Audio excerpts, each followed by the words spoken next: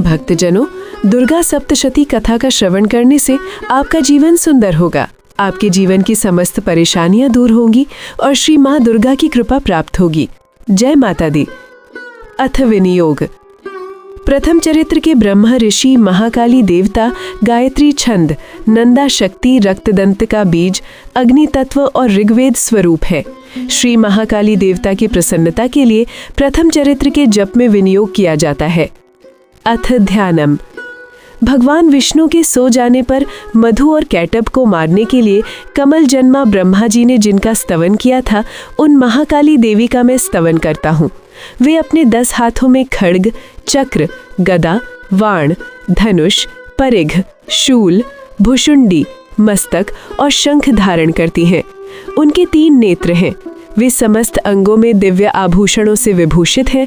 उनके शरीर की कांति नीलमणि के समान है तथा वे 10 मुख और 10 पैरों से युक्त हैं। ओम नमश्चंडिकाय। मार्कंडेय जी बोले, सूर्य के पुत्र सावर्णी जो 8वें मनु कहे जाते हैं, उनकी उत्पत्ति की कथा विस्तार पूर्वक कहता हूँ, सुनो।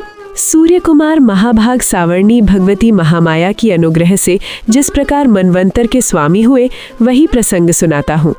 पूर्व काल की बात है। स्वरोचिप मनवंतर में सुरथ नाम के एक राजा थे जो चैत्र वंश में उत्पन्न हुए थे। उनका समस्त भूमंडल पर अधिकार था। वे प्रजा का अपने औरस पुत्रों की भांति धर्म पूर्वक पालन करते थे। तो भी उस समय कोला विध्वंशी नाम के क्षत्रिय उनके शत्रु हो गए। राजा सुरथ की दंड नीति बड़ी प्रबल थी। उनका शत्रुओं के साथ संग्राम हुआ। यद्यपि कोला विध्वंशी संख्या में कम थे, तो भी राजा सुरथ युद्ध में उनसे परास्त हो गए। तब वे युद्ध भूमि से अपने नगर को लौट आए और केवल अपने देश के राजा होकर रहने लगे। समूची पृथ्वी से अब उनका अधिकार जाता रहा। किंतु वहां भी उन प्रबल शत्रुओं ने उस समय महाभाग राजा सुरथ पर आक्रमण कर दिया। राजा का बल क्षीण हो चला था। इसलिए उनके दुष्ट, बलवान एवं दुरात्मा मंत्रियों ने वहां उनकी राजधानी में भी राजकीय सेना और खजाने को हथिया लिया। राजा सुरथ का प्रभुत्व नष्ट हो चुका था।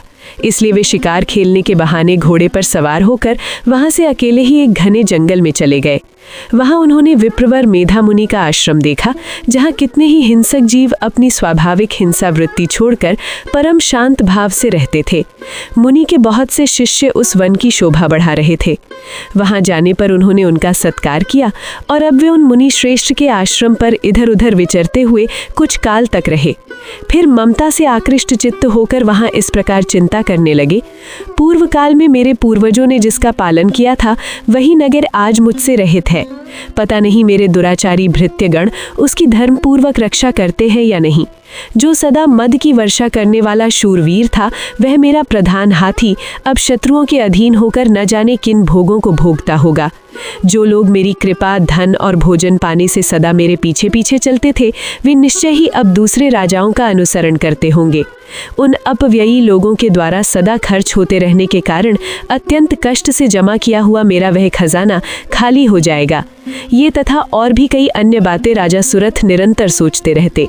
एक दिन उन्होंने वहां विप्रवर मेधा के आश्रम के निकट एक वैश्य को देखा और उससे पूछा, भाई, तुम कौन हो? तुम क्यों शोकग्रस्त एवं अनमने से दिखाई देते हो? राजा सुरथ का यह प्रेम पूर्वक कहा हुआ वचन सुनकर वैश्य विनीत भाव से उन्हें प्रणाम करके कहा। वैश्य बोला, राजन, मैं धनियों के कुल में उत्पन्न एक वैश्य हूँ। मेरा नाम समाधि है। मेरे दुष्ट स्त्री पुत्रों ने धन के लोभ में आकर मुझे घर से बाहर निकाल दिया है। मैं इस समय धन, स्त्री एवं पुत्रों से वंचित हूँ। यहाँ रहकर मैं इस बात को नहीं जानता कि मेरे पुत्रों की, स्त्री की और स्वजनों की कुशल है या नहीं। इस समय घर में वे कुशल से रहते हैं अथवा उन्हें कोई कष्ट है। वे मेरे पुत्र कैसे हैं? क्या वे सदाचारी हैं अथवा दुराचारी हो गए हैं? राजा ने पूछा, जिन लोभी स्त्री पुत्र आदि ने धन के कारण तुम्हें घर से निकाल दिया, उनके प्रति तुम्हारे चित्त में इतना स्नेह का बंधन क्यों है? वैश्य बोला, राजन, आप मेरे विषय में जैसी बात कहते हैं वह सब ठीक है, किंतु क्या करूं, मेरा मन निष्ठुरता नहीं धारण करता। जिन्होंने धन के लोभ में पड़कर पिता के प्रति स्नेह, पति के प्रति प्रेम तथा आत्मीय जन के प्रति अनुराग को तिलांजलि दे मुझे घर से निकाल दिया है, उन्हीं के प्रति मेरे हृदय में इतना स्नेह है। महामते, गुणहीन बंधुओं के प्रति भी जो मेरा चित्त इस प्रकार प्रेम मग्न हो रहा है, यह क्या है? इस बात को मैं जानकर भी नहीं जान पाता। उनके लिए मैं लंबी सांसें ले रहा हूँ और मेरा हृदय अत्यंत दुखित हो रहा है। उनमें प्रेम का सर्वथा अभाव है, तो भी उनके प्रति जो मेरा मन निष्ठुर नहीं हो पाता, इसके लिए क्या करूँ? मार्कंडेय जी कहते हैं, ब्रह्मन, तदनंतर राजाओं में श्रेष्ठ सुरथ और वह समाधि नामक वैश्य दोनों साथ साथ मेधा मुनि की सेवा में उपस्थित हुए और उनके साथ यथा योग्य न्यायानुकूल विनय पूर्ण वर्ताव करके बैठे। तत्पश्चात वैश्य और राजा ने कुछ वार्तालाप आरंभ किया। राजा ने कहा, भगवन, मैं आपसे एक बात पूछना चाहता हूँ, उसे बताइए। मेरा चित्त अपने अधीन ना होने के कारण वह बात मेरे मन को बहुत दुख देती है। जो राज्य मेरे हाथ से चला गया है, उसमें और उसके संपूर्ण अंगों में मेरी ममता बनी हुई है। अज्ञानी की भांति मुझे उसके लिए दुख होता है। ये क्या है? इधर यह वैश्य भी घर से अपमानित होकर आया है। इसके पुत्र, स्त्री और भृत्यों ने इसे छोड़ दिया है। स्वजनों ने भी इसका परित्याग कर दिया है, तो भी यह उनके प्रति अत्यंत हार्दिक स्नेह रखता है। इस प्रकार यह तथा मैं दोनों ही बहुत दुखी हैं। जिसमें प्रत्यक्ष दोष देखा गया है, उस विषय के लिए भी हमारे मन में ममता जनित आकर्षण पैदा हो रहा है। महाभाग, हम दोनों समझदार हैं, तो भी हम में जो मोह पैदा हुआ है वह क्या है?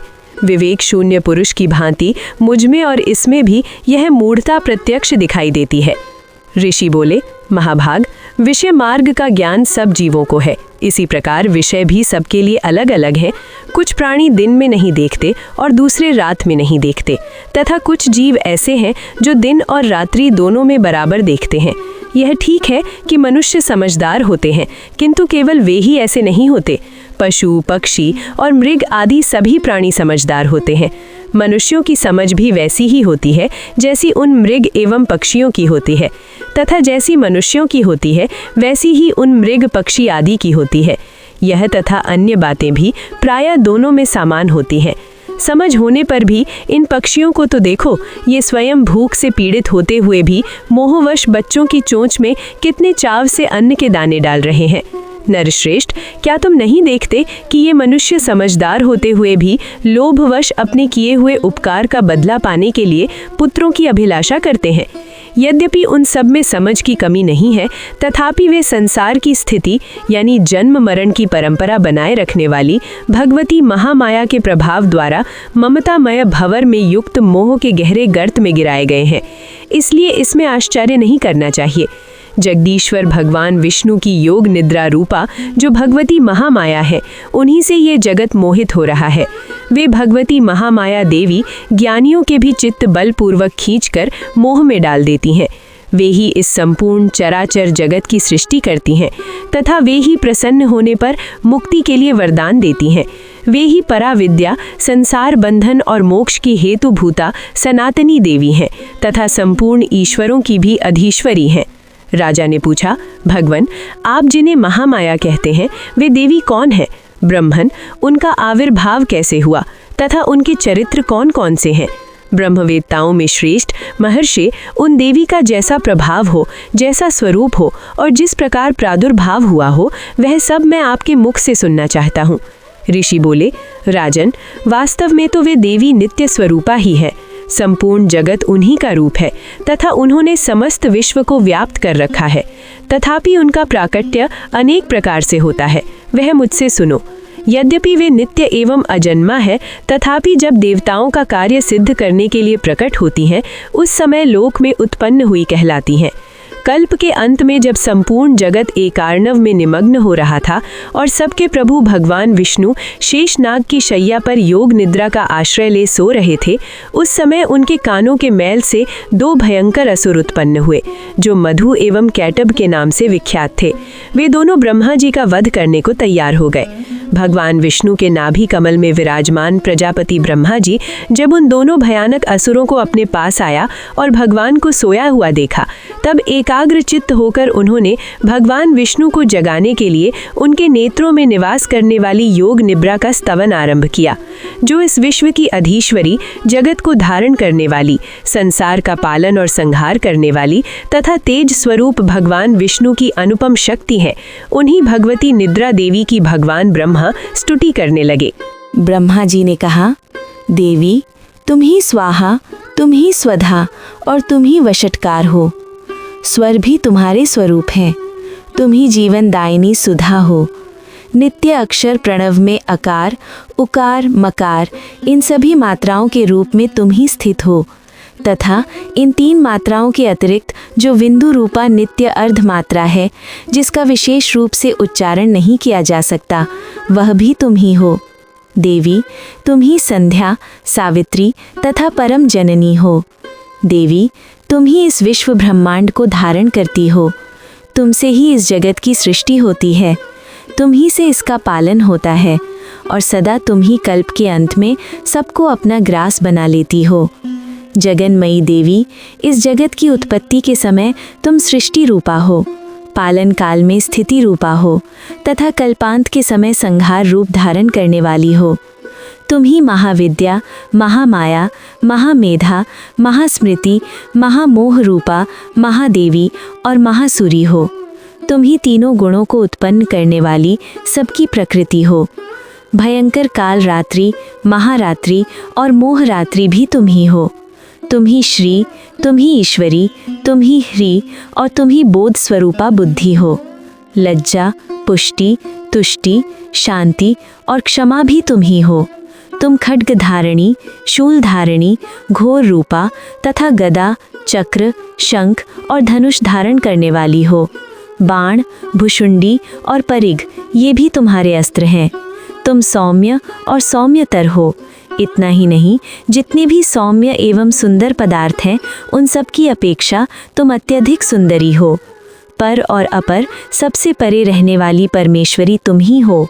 सर्वस्वरूपे देवी, कहीं भी सत असत रूप जो कुछ वस्तुएं हैं और उन सब की जो शक्ति है, वह तुम ही हो। ऐसी तुम्हारी स्तुति क्या हो सकती है? जो इस जगत की सृष्टि, पालन और संहार करते हैं, उन भगवान को भी जब तुमने निद्रा के अधीन कर दिया है, तब तुम्हारी स्तुति करने में यहाँ कौन समर्थ हो सकता है? मुझको, भगवान शंकर को तथा भगवान विष्णु को भी तुमने ही शरीर धारण कराया है। अतः तुम्हारी स्तुति करने की शक्ति किसमें है? देवी, तुम तो अपने इन उदार प्रभावों से ही प्रशंसित हो। ये जो दोनों दुर्धर्ष असुर मधु और कैटभ हैं, इनको मोह में डाल दो और जगदीश्वर भगवान विष्णु को शीघ्र ही जगा दो। साथ ही इनके भीतर इन दोनों महान असुरों को मार डालने की बुद्धि उत्पन्न कर दो।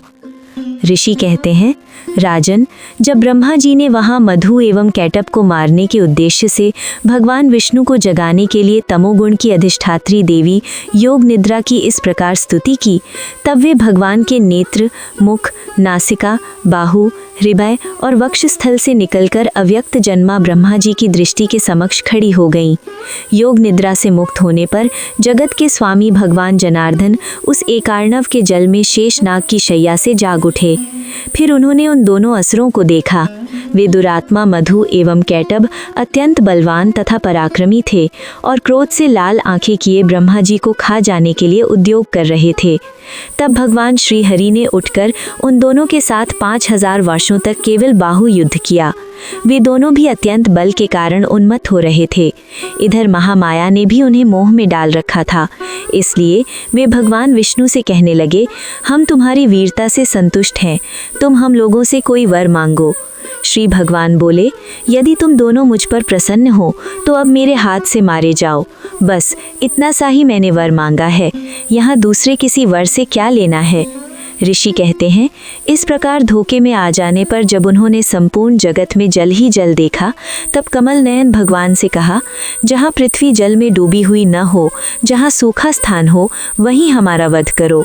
ऋषि कहते हैं, तब तथास्तु कहकर शंख, चक्र और गदा धारण करने वाले भगवान विष्णु ने उन दोनों के मस्तक अपनी जांघ पर रखकर चक्र से काट डाले।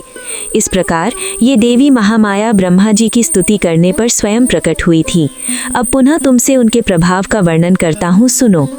इस प्रकार श्रीमद् मार्कंडेय पुराण में सावर्णिक मनवंतर की कथा के अंतर्गत देवी महात्म्य में मधु कैटभ वध नामक पहला अध्याय पूर्ण हुआ। जय माता दी। आगे का वृत्तांत कथा के अगले भाग अध्याय 2 में वर्णन किया जाएगा। अगले अध्याय की कथा सुनने के लिए प्लीज़ लाइक एवं सब्सक्राइब करें, जो चैनल पर बहुत जल्द उपलब्ध होगी।